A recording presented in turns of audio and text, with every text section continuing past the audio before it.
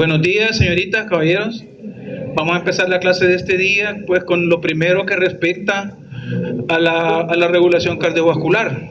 El funcionamiento cardiovascular, como imagino ya conocen desde el punto de vista fisiológico, responde o digamos es una manifestación de un complejo e integrado mecanismo que se encuentra fundamentado en varias determinantes, desde la volemia, desde el tono vascular, desde el control neuroendocrinológico, desde la regulación autonómica, simpática y parasimpática, desde los reguladores como péptidos, como la renina, angiotensina, la función renal y la misma función cardíaca. La función cardíaca en su función mixta, mecánica y eléctrica.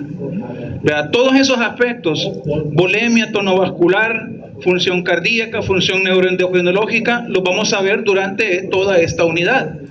Pero en esta ocasión vamos a abordar una sola de ese montón de variables, ¿sí?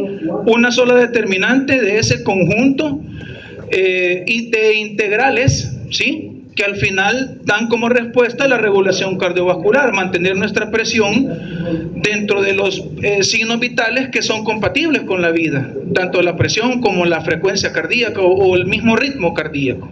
¿Vea?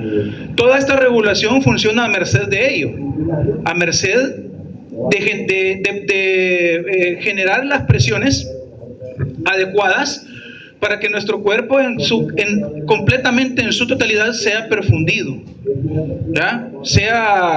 Todos los tejidos le sean aportadas las cantidades adecuadas de nutrientes, de sustratos, de energía y de oxígeno para poder subsistir.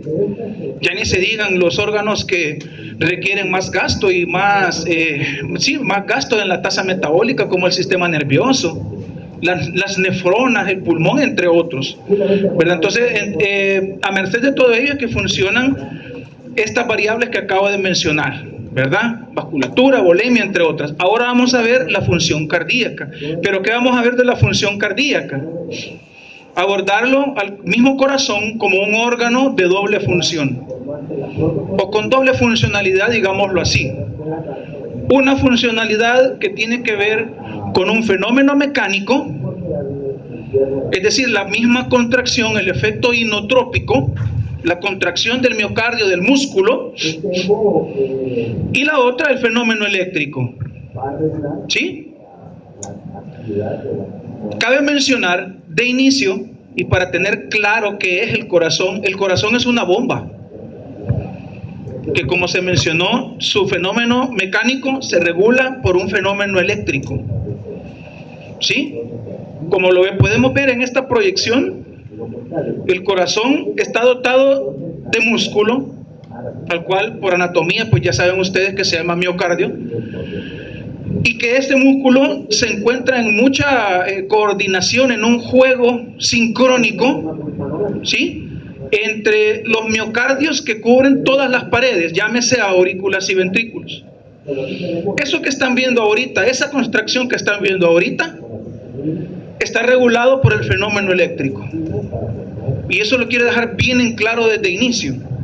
No existe un fenómeno mecánico sin que previamente se haya desarrollado un fenómeno eléctrico. Por lo tanto, quien comanda casi todo en lo respectivo a la regulación cardíaca es el fenómeno eléctrico, porque al fin y al cabo la contracción lo que hace es bombear sangre con las presiones adecuadas para que llegue a todos los rincones de nuestros tejidos. Pero antes de esa contracción tuvo que haber existido algo que la generó, y ese algo que la generó se llama fenómeno eléctrico, ¿sí?, que se regula a nivel de la parte cefálica o de la parte superior del corazón a través de los nodos, y que desde ahí se encuentra regulado para disparar entre 60 y 100 veces fenómenos eléctricos por minuto, lo cual se traduce a 60 o 100 veces contracciones cardíacas, que desde el punto de vista clínico lo podemos determinar como la frecuencia cardíaca. ¿Ya? Entonces, eso lo quiero dejar bien en claro de inicio, ¿sí? que no existe un fenómeno mecánico sin que exista previamente un fenómeno eléctrico. Ese fenómeno eléctrico se encarga de coordinar ese fenómeno mecánico. Voy repitiendo, fíjese bien, porque esto lo debemos dejar bien claro, porque es en ese momento, en ese acople eléctrico-mecánico, a donde se da el meollo principal que causa las arritmias. Que se oye en las películas, ay no, que fibriló, dicen, ahí en las series esas, ay, fibriló, de fibrilémosle, y salen ahí con el volado y ahí, gran paja, ¿va? Eso no es así, ¿va? Pero, ¿qué es lo que están haciendo ahí? Están haciendo una cardioversión. Ese paciente probablemente ha tenido un fenómeno de arritmia, de reentrada en todo el miocardio o de despolarización anexa, y ha desordenado completamente el fenómeno eléctrico para hacer ese desorden recaer en una fibrilación, ¿sí? En una taquiarritmia, en un torsat de Pointes, en una taquisupra. Todos esos términos en el hospital los van a ver en el área de cardiología. Pero para poder entender eso, y ya no se diga el tratamiento, primero debemos comprender muy bien y manejar muy bien la fisiología. Por eso me interesa que hagamos esa concreción. ¿Qué hay entonces dentro del corazón? Fíjese que dentro del corazón tenemos esa pared que está ahí. ¿Sí? Es el segundo punto al que me quiero referir. ¿Cuál es el primer punto? Ajá, pero ¿qué de la función cardíaca? Ajá, muy bien. ¿Cuál es el primer punto, Ceci? ¿Qué pasó? Ajá, ¿cuál es el primer punto que habíamos dicho? Que no existe fenómeno mecánico si no existe un fenómeno eléctrico. ¿Y el fenómeno mecánico quién lo realiza? Ajá, Ceci, ¿quién realiza el fenómeno mecánico? 7:15, ok, 7:15, va, está bien, está bien. Ajá, el fenómeno mecánico lo realiza el miocardio con su contracción. Y el fenómeno eléctrico, ajá, Fátima, los potenciales de acción que se generan en el tejido especializado de conducción eléctrica cardíaca, llámese nodo sinusal, nodo atrioventricular, fibras de Purkinje, entre otras, haz de His, todo eso, ok, listo. Teniendo eso en claro, ¿a dónde es que hace el efecto eléctrico ese tejido especializado? En estas cosas que tenemos aquí. Esta pared robusta. Esta pared robusta que ven acá es el miocardio del corazón. ¿Ya? Y justo de ahí, por ese hoyito que está ahí, que se llama, que está circunscrito por una cosa que se llama válvula, eso se abre para hacer pasar la sangre al siguiente estrato. Si es el corazón derecho, a la circulación pulmonar, y si es el corazón izquierdo, el atrio al ventrículo, y si es el ventrículo izquierdo, a la aorta. ¿Ya? Pero esa contracción es coordinada, no es que todo el corazón se contraiga al mismo tiempo. ¿Por qué? Tomemos en cuenta, en primer lugar, que la ingeniería del corazón es distinta. Si usted observa, las paredes de la aurícula son mucho más delgadas que las paredes del ventrículo. ¿Sí?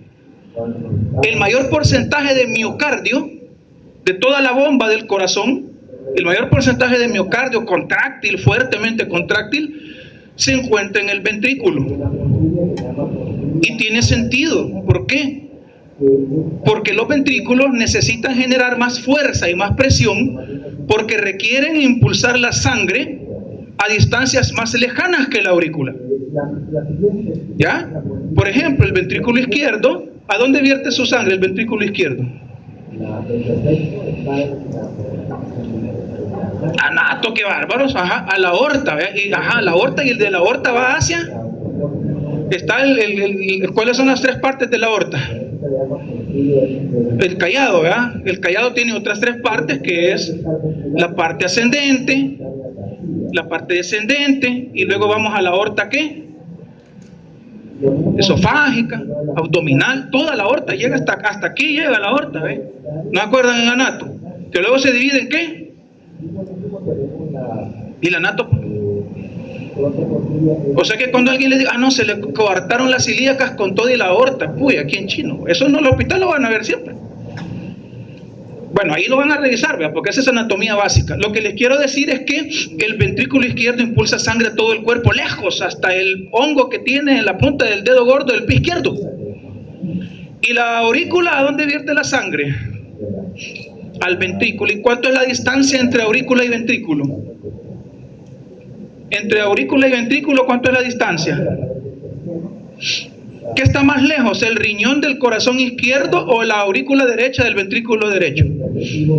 Por lógica, ¿verdad? Entonces, ¿quién necesita más fuerza para impulsar sangre más lejos? El ventrículo. ¿Y dentro de los ventrículos quién más? El izquierdo, porque el ventrículo derecho tira la sangre ¿a dónde? Al pulmón, excelente. ¿Y el izquierdo?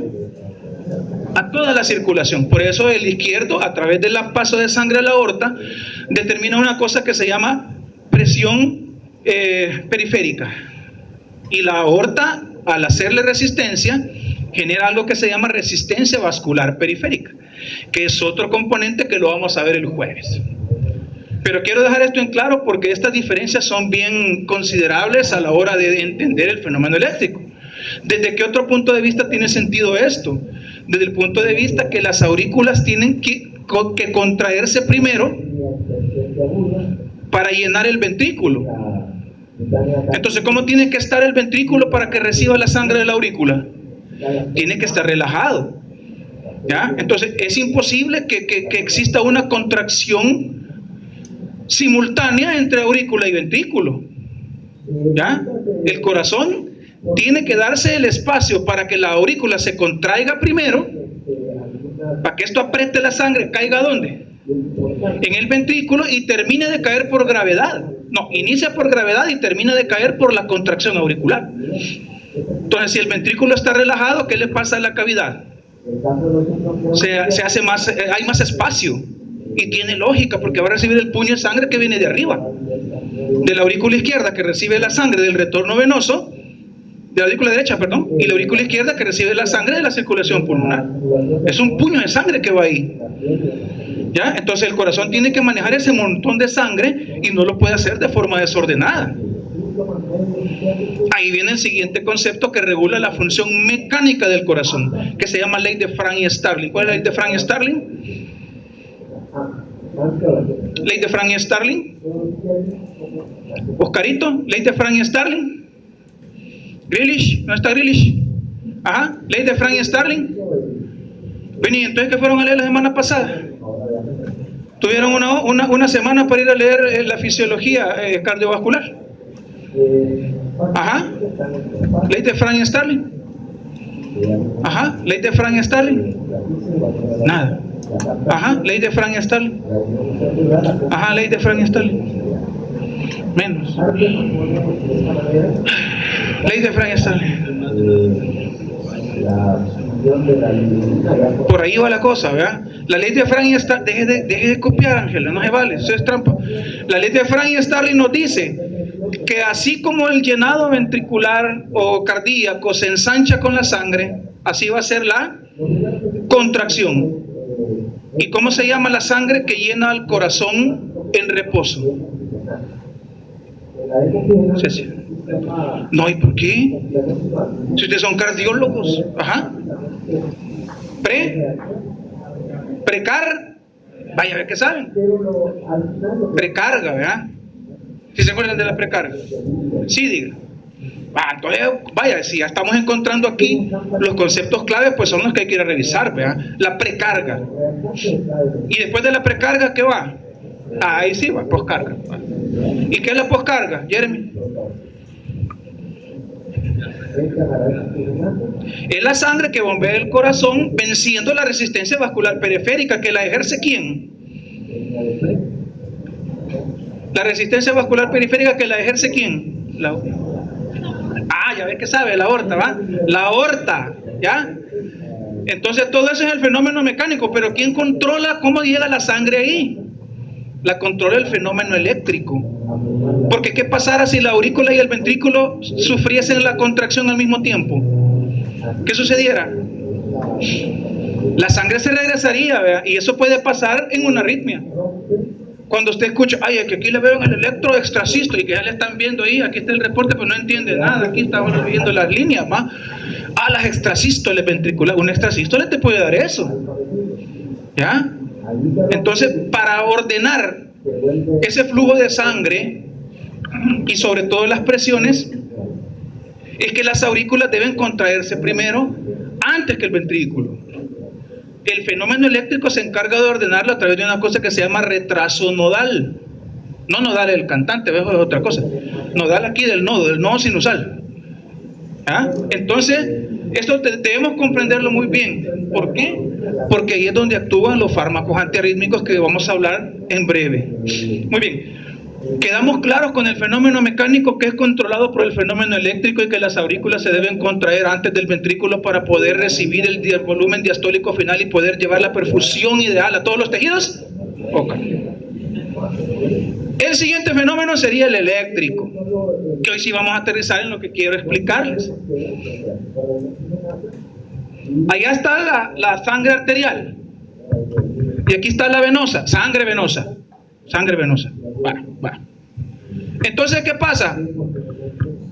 Aurículas y ventrículos, ¿cierto? Aquí viene este, ¿qué sería? El nodo sinusal. ¿Y este qué sería? ¿Y este qué sería? ¿Y este qué sería? Rama derecha de la tejiz. ¿Y esta qué sería? Rama izquierda de la tejiz. ¿Y estas qué serían? Las fibras de Purkinje.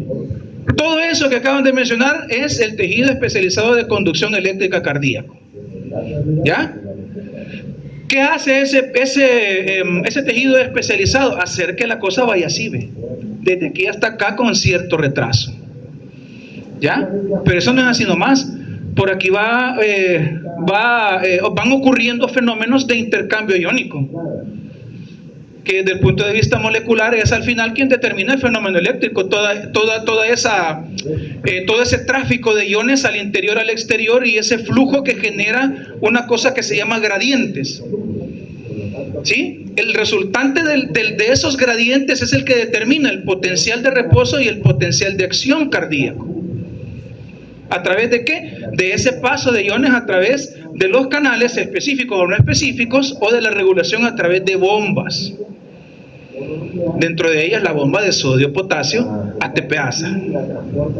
Y dentro de los canales de sodio, los canales de calcio, los canales de potasio, los canales IF, o los denominados canales HCN, que son, digamos, los nuevos antiarrítmicos de los que se habla incluso de la clasificación 0, porque actúan en la fase 0 del potencial, que pues también actúan en esos canales inespecíficos. Pero a través del marcapasos fisiológico y de cómo van dándose estos gradientes es que se genera el potencial para que vayan de nodo a nodo. Miren, si se fijan aquí, le ponemos pausa.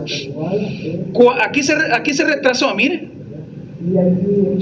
Vieron que la aurícula sufrió la contracción, ¿cierto? ¿Y cómo está el ventrículo? Está relajado. ¿Qué pasa? El ventrículo se terminó de llenar y hoy sí, miren. Una vez lleno, recibe la señal para que el fenómeno eléctrico siga avanzando, se siga desplazando por el tabique donde está ubicado el aldehiz, continuado por las ramas y terminando por las fibras de Purkinje para contraer el corazón y enviar sangre. Este lado al tronco pulmonar y este lado a la aorta. Y listo, se acabó el primer fenómeno del latido cardíaco. Esto genera una especie de gradiente, digamos, remanente, que sirve para estimular al marcapasos y autogenerar un nuevo impulso, el cual no se detiene. ¿Hasta cuándo se detiene? ¿Cuándo se detiene? Hasta que fallecemos. Y el corazón está funcionando siempre, no descansa nunca. ¿Ya? Entonces nuevamente les dejo aquí el fenómeno. Mire qué galán. ¿A dónde es que se dan las arritmias? Se pueden dar por problemas nodales. Se pueden dar por problemas de bloqueo entre nodo y nodo. Un bloqueo AB, MOVIS 1, MOVIS 2, ahí lo van a ver ustedes el otro año en semio.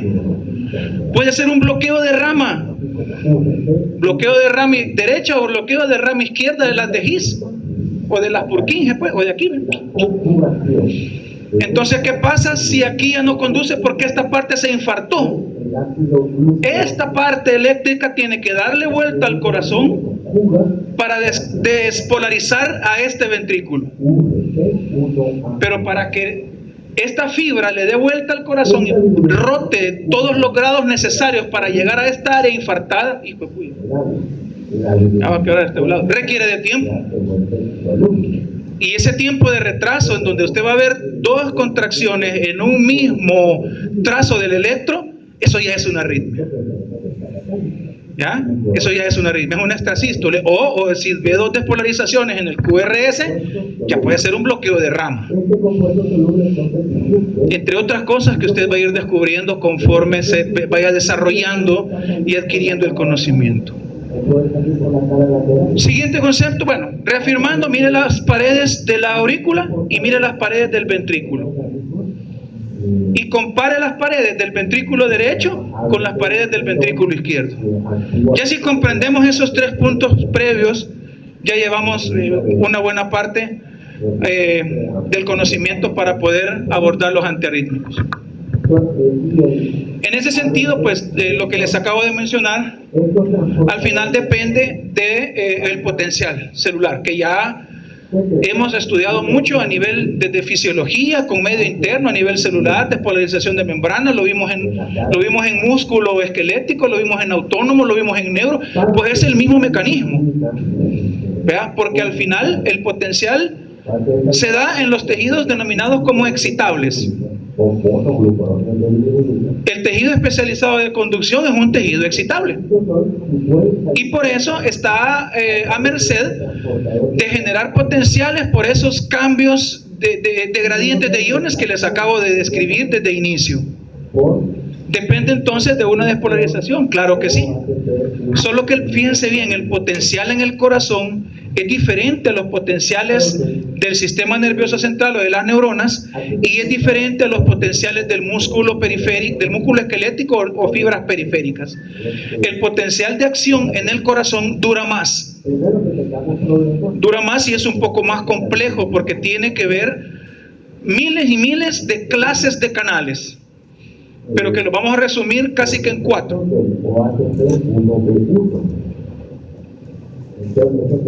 Sodio, calcio, bueno, 3, sodio, calcio y potasio.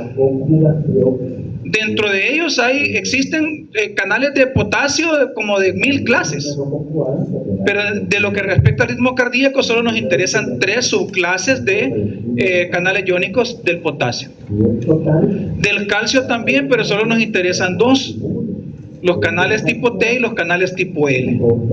De igual manera con el sodio y de igual manera con los inespecíficos, que ya vamos a ver en el caso donde se da todo eso. Pero sí, comentarles que sí depende de una despolarización, la cual se encarga de comandar tanto la eficacia, la potencia y la conducción del impulso por toda la superficie del corazón. Es decir, hacer llegar ese fenómeno eléctrico por el tejido especializado para que pueda caer en el miocardio o en los miocitos, poder despolarizarlos, generar ese fenómeno eléctrico para que después venga la contracción y el fenómeno mecánico. En el corazón existen 2 tipos de células: las células denominadas marcapasos y las células no marcapasos. Fisiológicamente, la que nos interesa para comprender la base son las células marcapasos, porque son las que cumplen la característica de tener automaticidad. Esa automaticidad es la que le da el nombre de ser el marcapasos natural. Y está conformado por todo lo que me acaban de decir: nodo AB, nodo SA, haz de His, rama izquierda, derecha, Purkinje. Todas esas son las células marcapasos, que es la que normalmente y exclusivamente deberían conducir electricidad en el corazón. Por eso fisiológicamente nos interesa, pero clínicamente, ya hágase la diferencia, clínicamente la que nos interesan son las células no marcapasos. Porque si yo ya sé que las fisiológicas son las que disparan, las del tejido eléctrico, ¿qué va a pasar cuando disparen las que no son marcapasos? Entonces ya tenés los latidos que generan las marcapasos, sumando a los latidos que generan las no marcapasos. Porque las células no marcapasos son puramente músculo. Son miocitos auriculares y ventriculares que lo que hacen es desarrollar el fenómeno eléctrico contrayéndose.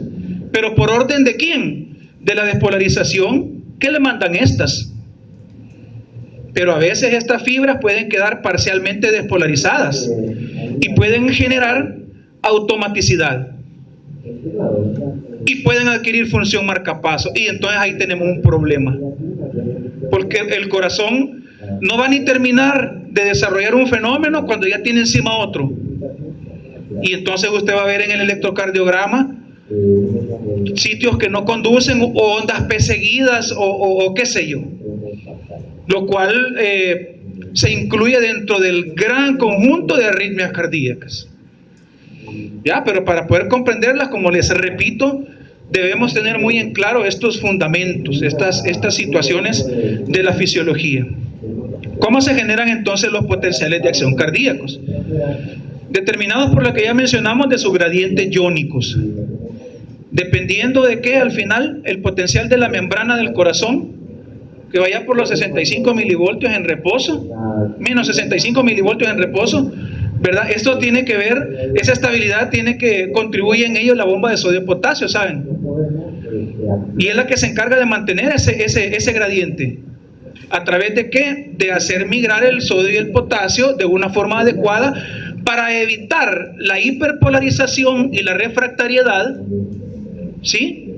Sin generar disparos innecesarios. Simplemente mantener el reposo para que la fibra esté lista. ¿Lista para qué? Para recibir un nuevo fenómeno y generar otra contracción muscular que se traduce en un latido cardíaco. ¿Ya? Para esto funciona esta cosa, ¿verdad? Al final ese potencial va a depender de los canales que tenga el tipo de tejido del que estemos hablando. Porque los nodos, dependiendo, tienen más canales en su estructura. Por ejemplo, la periferia del nodo sinusal tiene más canales de calcio. Y la periferia del nodo AB tiene más canales de potasio hacia el centro. ¿Ya? ¿Por qué necesito yo saber esto? Porque dependiendo de esa velocidad del canal de iones activos y del número de los que se abren en los potenciales, yo lo voy a evidenciar en esa curva, en donde fácilmente podemos observar las fases del potencial de acción en sus diferenciales entre la aurícula y el ventrículo. ¿Sí? Fíjese bien, la aurícula solo tiene 3 fases. ¿Sí? La fase 4, la 0 y la 3. El ventrículo tiene las 4 fases. La fase 0, 1, 2, 3 y 4. Tiene 5 fases el ventrículo. En vista de ello, el potencial umbral del ventrículo es mucho más extenso que el de la aurícula. Y tiene sentido. ¿Por qué tiene sentido? ¿Quién dijimos que tiene más pared muscular? Entonces le va a costar más despolarizar, por eso tarda más en llevar un fenómeno eléctrico más que en la aurícula, que es el que está aquí abajo. Ya vamos a ir acotando un poco las diferencias, solo lo quiero dejar así bien en claro. ¿Por qué? Porque al final este registro es el que vemos en el electrocardiograma. ¿Sí?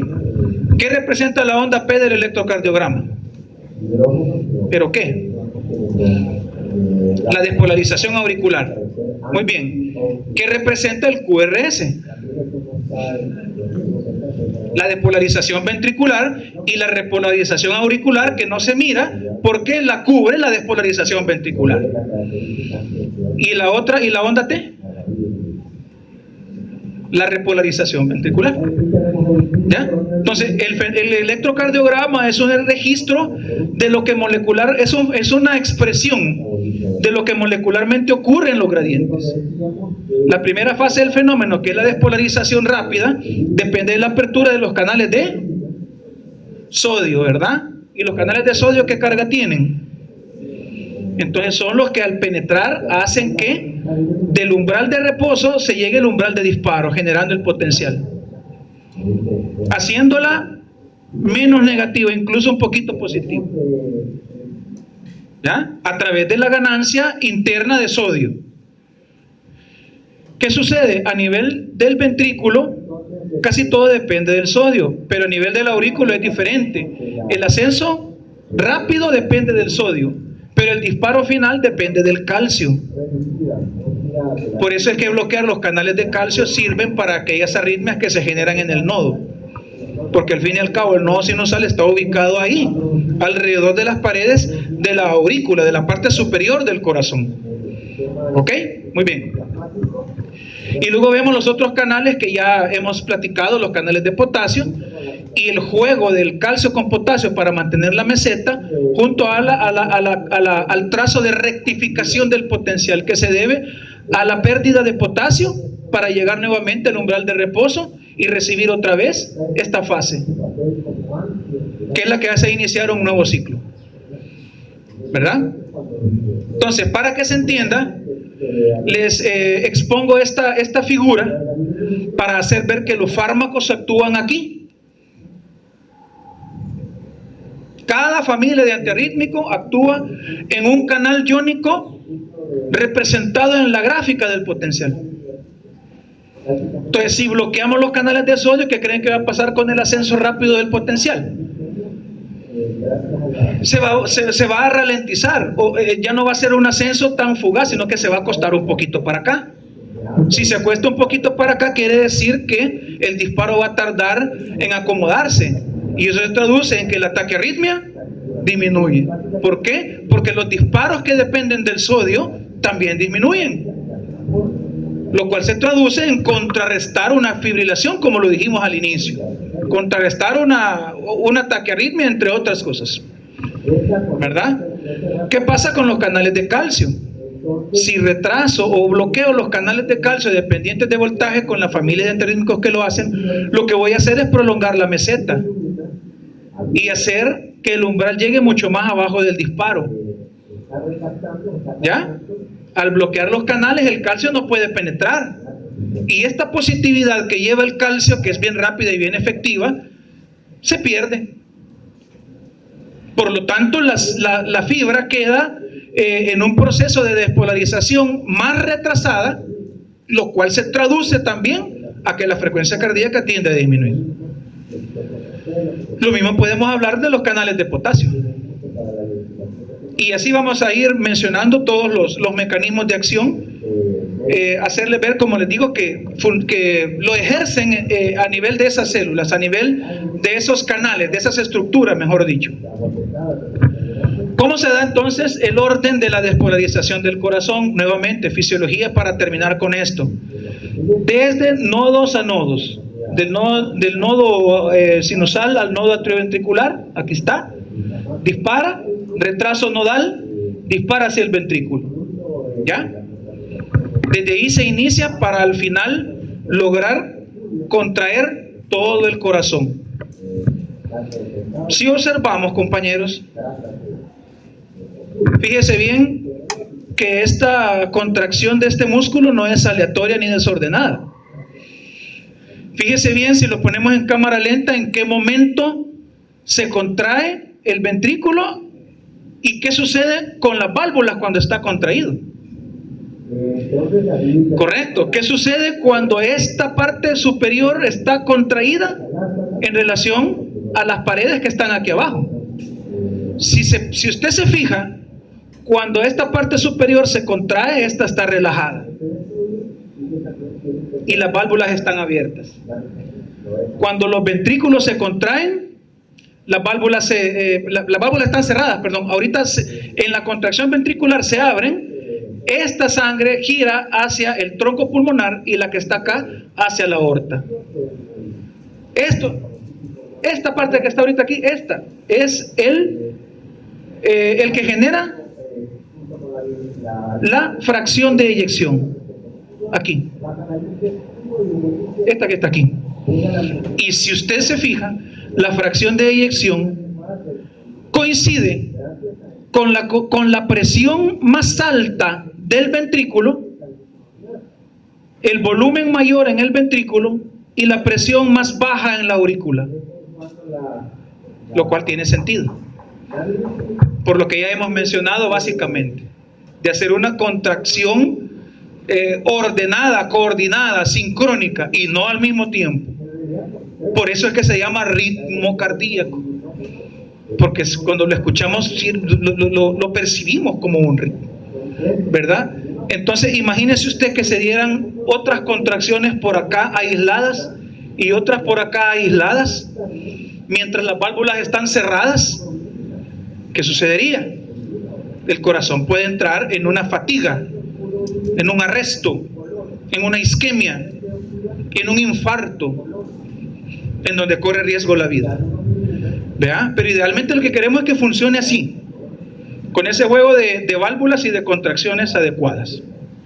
Bueno, todo esto ya lo hemos mencionado, ¿verdad? Y el orden pues también estaría de más volverlo a detallar. Y acá esta figurita la pueden ver en el Velázquez, en donde vemos la diferencia de potencial. Miren, quiero hacer ver la diferencia entre el potencial de la aurícula, identificado por el nodo, y el potencial de la pared más robusta del ventrículo, que es esta. Podemos ver que es esta quizá. Si se fijan, los trazos son diferentes. ¿Ya? El potencial es mucho más duradero a nivel de la pared ventricular que en la auricular, por lo mismo de lo que hemos mencionado de la constitución de sus músculos, ¿verdad? Al final todo esto debe de darse muy rápido para poder generar entre 60 y 100 latidos por minuto, que son los compatibles con la vida.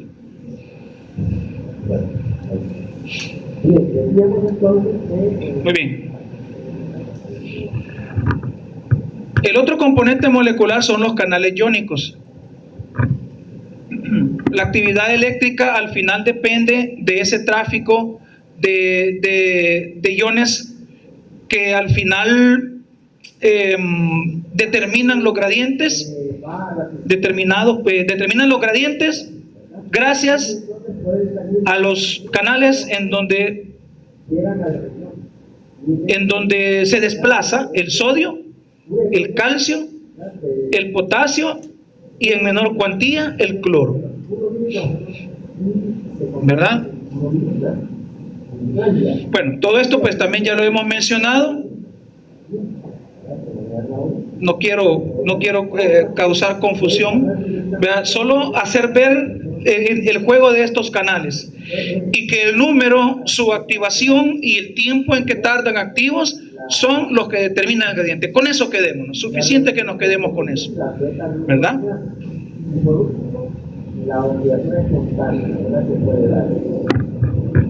Sucede entonces que ya a nivel de esta gráfica, vamos a colocar aquí el puntero, vemos las diferencias de lo que ya hemos hablado.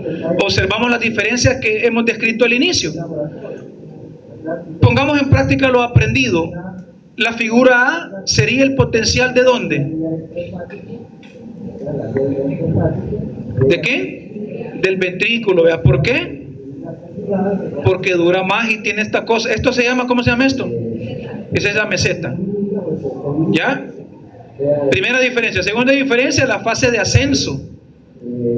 Mire el ascenso en el ventrículo cómo es. ¿Por qué? ¿Por qué creen que se da este ascenso casi que inmediato a la activación del sodio? Y miren en la aurícula, está un poquito más tirado a la derecha, o sea, tarda más tiempo, ¿sí o no? Porque vaya, aquí esto es ni un milisegundo, y aquí por lo menos son 3 de aquí a aquí, ¿ve? En donde tarda en llegar acá. Estamos viendo que se tarda todo esto, pero miren, este es inmediato a la apertura del canal de sodio. ¿Por qué? ¿Por qué? Miren, ¿cómo dice aquí? ¿Y cómo dice aquí? Esa es la diferencia. El potencial en el ventrículo lo determina el gradiente de sodio. Y no es que sean más rápidos, al contrario, son más lentos, pero son en mayor número. ¿Ya? Los canales de calcio son más rápidos que los de sodio al final del potencial, pero ¿qué? Están en menor número que los de sodio en la aurícula. Por eso es que tarda un poquito más en la aurícula en llegar a su umbral o a su techo. ¿Ya? Y luego aquí está la meseta, que es el juego entre la entrada de calcio y la salida de ¿quién? De potasio. Entonces, esta es la fase de la despolarización temprana. Miren. Fase 0. ¿Ya? Desde aquí hasta aquí, normalmente el ventrículo no puede recibir un estímulo, a no ser que exista un foco ectópico a la par de ese tejido que está despolarizando, lo cual se podría traducir en una arritmia.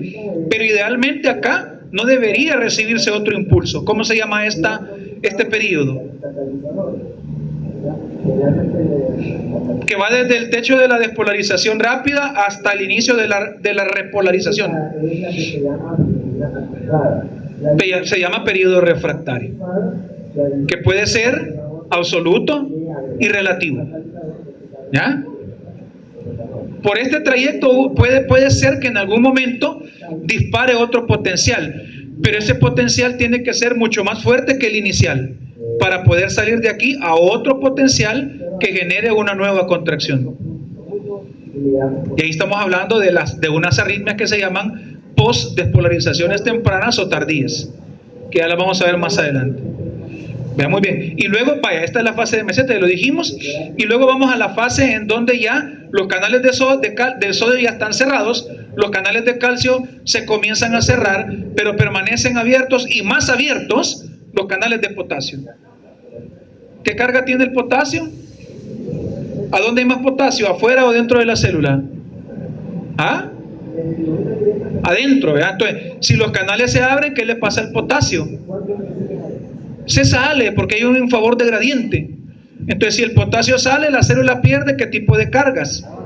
Positivas. Por eso es que regresa otra vez al umbral de reposo, por esa pérdida de cargas positivas al final de la fase de la repolarización. ¿Ya? Y luego nuevamente entramos a la fase 4, que es la que está propicia, ¿ya?, para recibir un nuevo impulso. Y entonces aquí, si continuamos con esto, volvemos a ver este fenómeno, la bomba de sodio-potasio, la entrada de sodio y el inicio de una nueva fase 0, pero ya del siguiente latido. ¿Ya? Muy bien. Lo que les decía de la aurícula, pues solo tiene fase 0 y fase 4, ¿verdad? Y fase 3, y que básicamente es similar, con la diferencia que dura menos, no tiene meseta, y la fase de la despolarización rápida depende del calcio. Importante para comprender el mecanismo de acción de los antiarrítmicos bloqueantes de los canales de calcio, o los calcioantagonistas. A ver,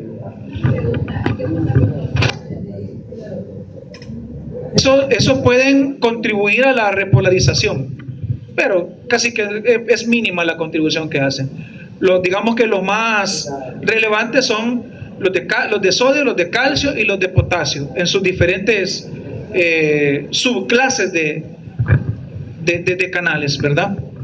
Bueno, para explicar muy bien cómo se da, pues creo que ya lo sabemos, ¿verdad? Las fases de la célula nodal 4, 0 y 3, les he mencionado anteriormente. Y los iones que se encargan de ello, ¿verdad? La fase 4 por la entrada de sodio, la fase 0 por la entrada de calcio a través de aquellos sensibles al voltaje, y la fase 3 de la repolarización por la apertura de canales de potasio y su salida a través de este. Gráficamente lo podemos ver en esta figura de la derecha que pueden observar, y lo dicho para el ventrículo, ¿verdad? Y es básicamente lo mismo que acabamos de explicar, solo que el ventrículo tiene el desarrollo, o puede evidenciar el desarrollo de 5 fases. La fase 4, que es esta que está acá, la fase 0, que depende del sodio, la fase de meseta, bueno, el final de la despolarización rápida, la fase de meseta, y la fase 2 y la fase 3, que es de la repolarización rápida. Muy bien. Cuando esto falla, compañeros, entramos a una cosa que se llaman arritmias cardíacas. Hasta aquí llevamos fisiología. Ahorita empezamos fisiopatología. La fisiopatología de las arritmias, al menos el libro de texto, las enmarca en dos grandes clasificaciones. Las denominadas focales, que se generan en el inicio del desarrollo del potencial, y las arritmias de reentrada, que se dan mediante las alteraciones en la secuencia de despolarización miocárdica. Las arritmias focales o de inicio pueden clasificarse en tres: las alteraciones de tejidos automáticos, las que generan automatismo anormal y las que se dan por actividad desencadenada dentro del mismo potencial. Las alteraciones de tejidos automáticos es la que se evidencian en cuadros como la intoxicación por medicamentos tipo digitálicos que se prescriben para la insuficiencia cardíaca, o en el infarto de miocardio o en la cardiopatía isquémica. Se dan también en casos de bradicardia sinusal o en arritmias en donde se ven implicados bloqueos a nivel de nodo, ya sea bloqueo a nivel de nodo sinusal o atrioventricular. Las siguientes arritmias, que se dan por automatismos anormales, se desarrollan por también cardiopatía isquémica, fibrosis a nivel del corazón, alteraciones hidroelectrolíticas como la hiperpotasemia, diferentes miocardiopatías y también en la intoxicación digitálica. De ahí están las que se dan durante la actividad desencadenada, ¿sí?, del fenómeno eléctrico en el miocardio, a las que le llamaremos postdespolarizaciones precoces o postdespolarizaciones tardías. Dentro de las postdespolarizaciones precoces tenemos a la fibrilación auricular o ventricular, y una de las arritmias muy frecuentes que se llama torsade de Pointes, que ya pues hemos platicado de eso al inicio de la clase. La siguiente clasificación son las de reentrada, que generalmente se da cuando el paso del fenómeno eléctrico en el corazón se encuentra con un obstáculo, y ese obstáculo lo constituye un miocardio muerto, un miocardio que no se puede excitar, un miocardio refractario a recibir impulsos eléctricos. Este obstáculo genera un desorden y hace que el fenómeno eléctrico se distribuya hacia otras zonas del miocardio que sí conducen. ¿Por qué digo esto? Porque la electricidad no desaparece. La electricidad busca por dónde canalizarse. Y si al paso encuentra un lugar a donde tiene obstáculo, tiene freno o no conduce, pues va a haber lugares aledaños que sí puedan conducir. ¿Ah? ¿Para qué? Para al final hacer pasar la electricidad al siguiente nivel. ¿Ya? Para el paso de ella está bien, pero para el orden del ritmo cardíaco, eso puede desarrollarse en el contexto de una arritmia, en el contexto de un infarto de miocardio, y como les repito, poner en riesgo la vida. Muy bien, entonces así se dan las arritmias de reentrada, que ya las vamos a ver ahorita. Hablando, como les decía, de las postdespolarizaciones tempranas, que son estas que están acá, miren. Las postdespolarizaciones tempranas se dan antes que el potencial llegue a su reposo. Se dan casi que un poquito más allá de la mitad de la meseta. ¿Ya? Aquí. Por eso se llaman postdespolarizaciones tempranas. Y se deben principalmente a que los canales de calcio, ¿cómo deberían de estar ya por aquí? Deberían de estar cerrados, ¿va? Pero algunos quedan abiertos. Y si quedan abiertos, ¿qué carga tiene el calcio? ¿A dónde hay más calcio? ¿Afuera o adentro? De la célula.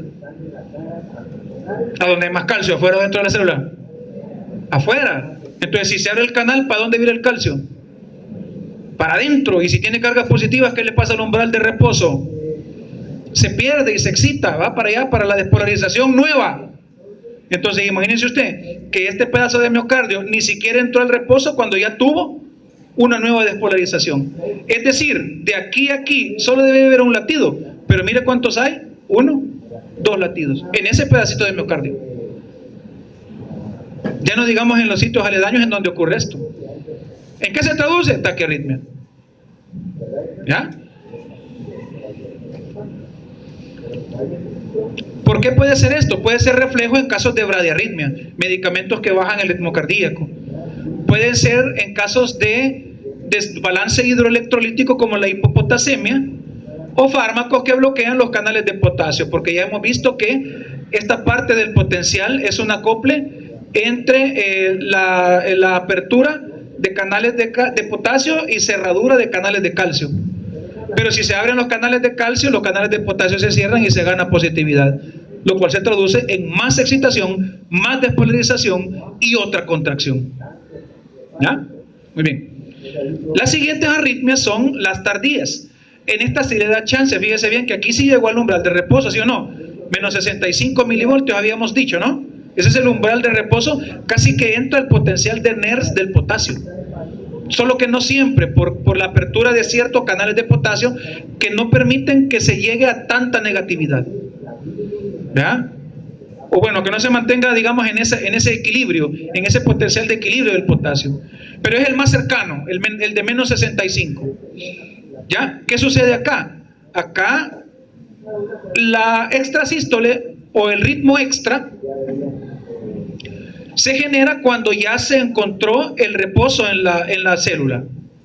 Si se fija, aquí está partiendo de los menos 50 quizás, o menos qué. Y aquí sí ya está partiendo desde acá, miren.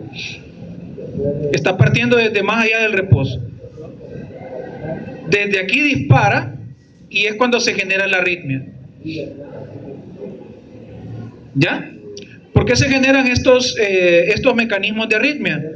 Por la entrada de sodio a través del intercambiador sodio-calcio o canales inespecíficos al inicio del potencial, lo que les dije al inicio de la clase, clasificados como o codificados como HCN o canales iónicos tipo IF, que ese puede dejar entrar todo, sodio, calcio, potasio, cualquiera, son inespecíficos.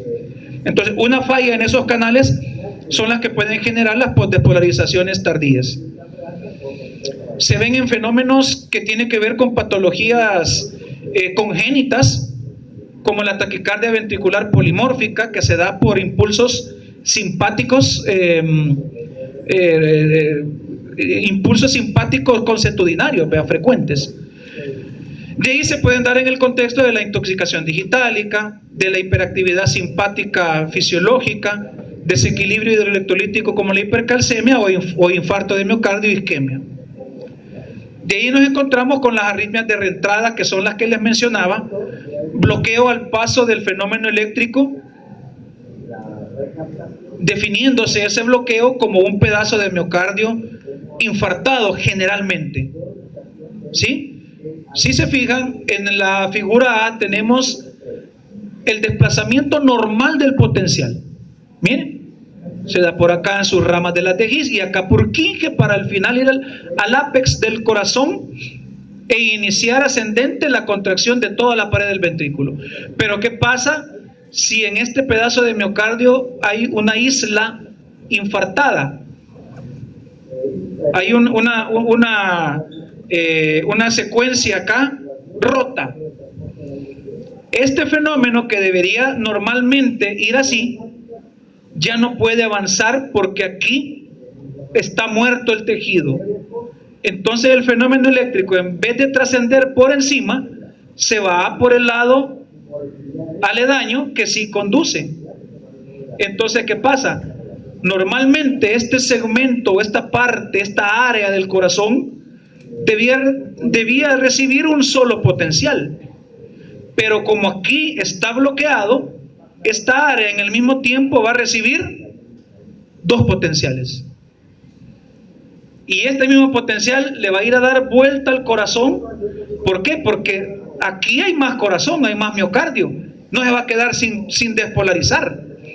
Este fenómeno que reingresó por el otro lado le fue a dar vuelta ya al corazón para llegar acá. Y a su paso fue despolarizando más miocardio. Aparte del miocardio despolarizado por el fenómeno normal. Entonces ya vemos una arritmia. ¿Ya?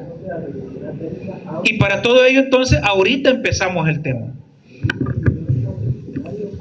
Sí, porque es paja, pues si no explico lo anterior, no, o quedan solo los antirrítmicos y ya estuvo. Vea, ahorita empezamos el tema. Fármacos antirrítmicos. ¿Qué hacemos con todo eso que vimos que genera anormalidad? Pues mire, fácil. Los antiarrítmicos se clasifican en 4 grandes familias. Y son bien fáciles. Clase 1, clase 2, clase 3, clase 4. Sí, así lo dice Vaughan Williams.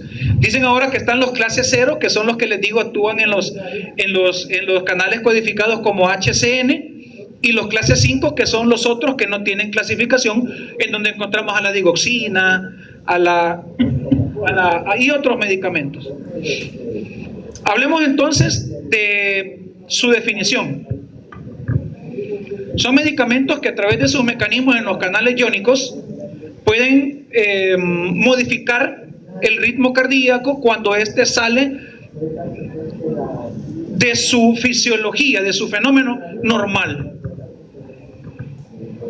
Y hacen nuevamente hacer que el corazón adquiera las condiciones homeostáticas de base. Y nuevamente ordenar el fenómeno en la secuencia que ya hemos dicho, nodos, de His, Purkinje, y esa secuencia lógica, ordenadita. Pero para ello existen 4 familias que tienen los siguientes mecanismos. Están los antiarrítmicos clase 1, que son los denominados bloqueantes de los canales de sodio dependientes de voltaje.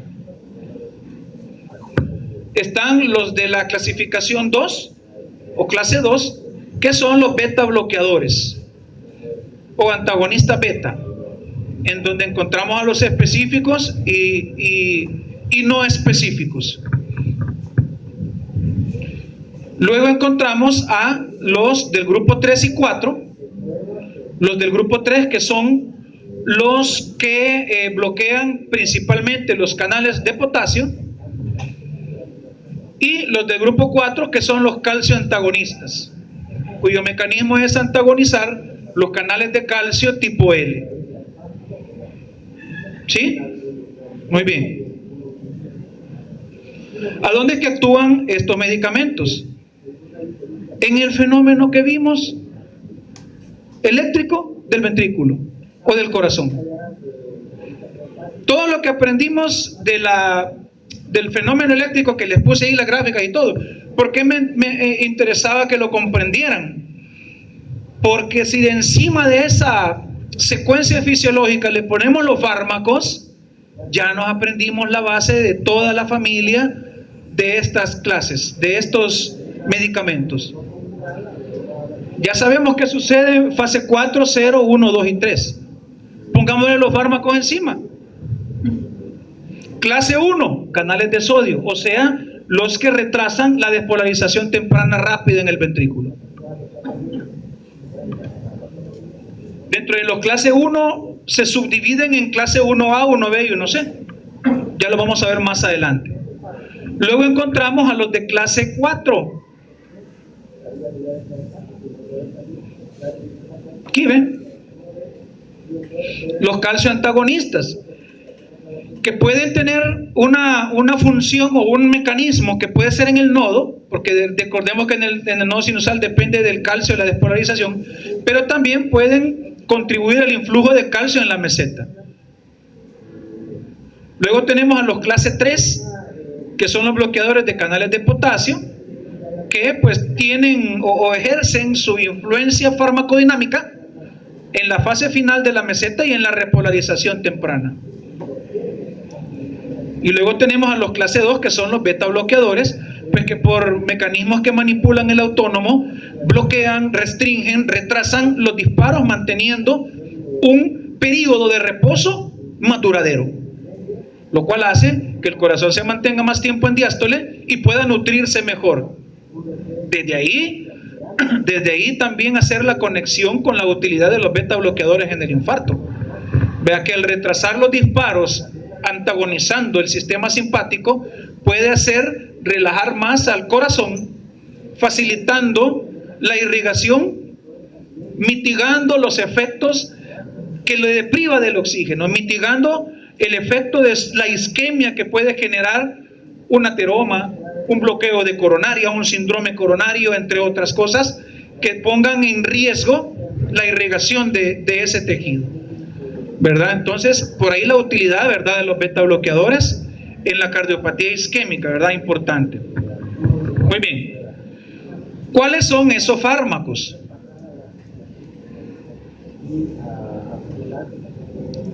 De la clase 1A tenemos a la quinidina, a la procainamida, a la disopiramida. De los clase 1B tenemos a la lidocaína, a la mexiletina, el bernacalant. De la clase 1C, los representantes es la propafenona y la flecainida. Luego nos vamos con los clase 2, que son los beta bloqueadores, en donde encontramos al atenolol, que es cardioselectivo, al bisoprolol, carteolol, al esmolol, que ya, si se recuerdan, lo hemos abordado en el componente de la tormenta tiroidea en el ciclo pasado en endocrinología, en donde mencionábamos al esmolol como parte del medicamento paliativo contra de las taquiarritmias que se generan en un hipertiroidismo grave. De ahí tenemos el metoprolol, el nadolol, el nebivolol, que es uno de los antiarrítmicos beta bloqueadores bastante útiles para el síndrome coronario y para el tratamiento de arritmias postinfarto, porque aparte de bloquear el automatismo simpático, también está generando vasodilatación gracias al mecanismo plus que tiene de favorecer al óxido nítrico. Si se recuerdan de ello, lo vimos en farmacología autonómica. Y de ahí tenemos el, ¿cómo se llama? ¿Cómo? Propranolol, ¿ve cómo? Uy, propranolol, ¿ve cómo? ¿Cómo? ¿Cómo? Propranolol, vea, ¿cómo? Propranolol, vea, ¿cómo? Propranolol, vea, mire, propranolol. Dude de aquel médico que diga o escriba propanolol, vea, no existe. Propranolol, vea. Luego tenemos a los clase 3, en donde está la miodarona, la dronedarona, el sotalol, la dofetilida y la ibutilida. De ahí nos vamos con los clase 4, que es el verapamilo y el diltiazem. Ojo, que vamos a ver en la clase de farmacología del tono vascular medicamentos también calcioantagonistas como la nifedipina, pero hacer ver que la nifedipina sí es un calcioantagonista, pero no tiene selectividad a nivel cardíaco. Las dihidropiridinas como la nifedipina tiene actividad selectiva por el músculo liso vascular. Por eso es que la nifedipina, la amlodipina, la nicarledipina, la leucardidipina no se consideran como antirrítmicos, aunque sí son calcioantagonistas. ¿De acuerdo? ¿Cuáles son los calcioantagonistas que sí actúan en el corazón, a nivel de los canales de sodio en el corazón? Estos dos: el verapamilo, que es una difenilalquilamina, y el diltiazem, que es una benzotiazepina. Esas dos únicas familias de calcioantagonistas son las cardioselectivas, y las dihidropiridinas como nifedipina son las vasculoselectivas. ¿Ya? Que les quede bien claro ese concepto. Y luego tenemos los clases 5, pues las últimas, el update que salió pues hace un par de años en antiarrítmicos, mencionaba a los otros fármacos más heterogéneos todavía que los demás, conjuntados en esta clase 5, en donde se encuentra la adenosina, la digoxina, la atropina, la ranolacina y el sulfato de magnesio. ¿Verdad? Entonces, eso más que todo, compañeros. Hay más por ver el perfil farmacológico de los medicamentos, ¿verdad? Pero pues nos vamos a quedar hasta acá por razones de tiempo. Después les hago un complemento de las indicaciones clínicas y algunas cosas que debemos saber de los efectos adversos. Muy bien, que tengan una feliz mañana. Gracias.